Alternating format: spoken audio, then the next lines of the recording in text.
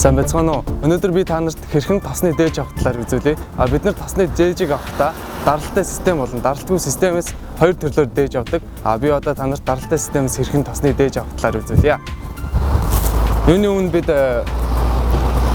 системээс авах шигнийхээ портыг цэвэрхэн байдах хэрэгтэй. Энэ нь хэрвээ бохир байснаар манай тосны шинжилгээний хариунд маш сөргөөр нөлөөлдөг.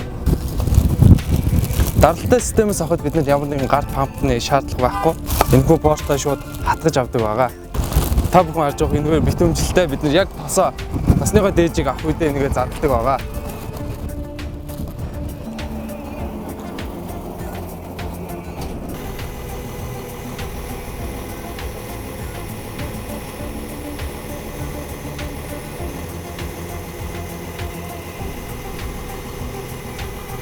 Бид нар тухайн авсан тосныхоо дээжийг тосны самныхаа 80% тэнцвүүц хэмжээтэйгээр авч идгээ. Авсан тосны дээжээс гадна бид нар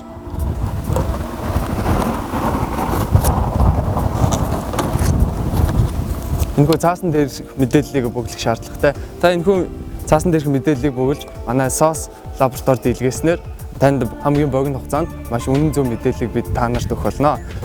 Дахин сануулж хэлэхэд тосны дээжээ авах юм нь тосны портоо сайтар цэвэрлээрэй. Энэ нь бохир байснаар шинжилгээний хариунд сөргөөр нөлөөлдөг.